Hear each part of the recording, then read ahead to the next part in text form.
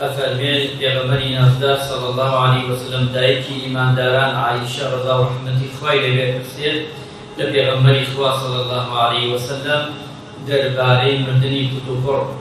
واتا الموت فجأة بيغمري نزدار أفرمي موت الفجأة راحة للمؤمن وأخذت أسفا للفاجر أفرمي بيغمري خوا صلى الله عليه وسلم مردني كتوفر وإيمان دار راحته يعني وكوية شتيكي باش وشاك ورحمته بلان بو كفاجر وكافر أو شتيكي ذور خرابة چون كفريان ناكويت توبة بكو پشيمان بيت ولا تاوال گناحكاني بو أو خرابة يعني قمرو بيت شاك وباش بو مردني كرد أمرو با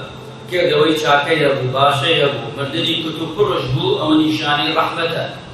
نشاني رحمته ومروفه اگر انساني بو توبه نكر پشیمان نبوتوا على سخرافه ارواح ولا سر او خرافش مردني كي كتب بركه او براستي او مردني خرافه بوي خرافه بوي چونکه كوتاي جياني كوتاي نيه كحسن الخاتمه به سوء الخاتمه وكات واتا كوتاي جياني كي خرافه اخوا بنامنده موت فجأة فرمي أخذت أسفا ويبيغمري خوا فرمي عليه الصلاة والسلام مردني كتوبر أبيت معي أسف وأو كسانين كتوبيان نكرده پشيمان نبونتوا نقرانتوا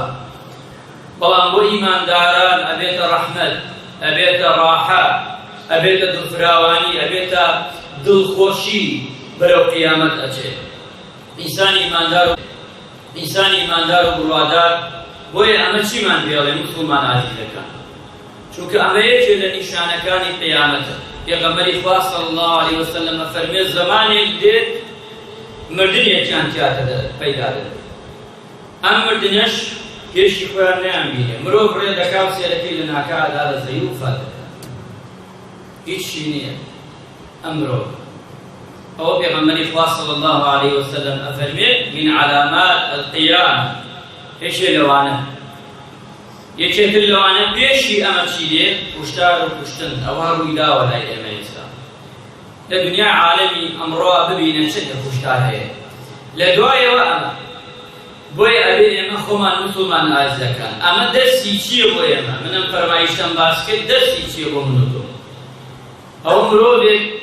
وەفات دەکا و گوتو پڕ ئەگەڕێتەوە بەلای خوا بەڵام من و تۆ چی عیبرەتی لێوەردەگرین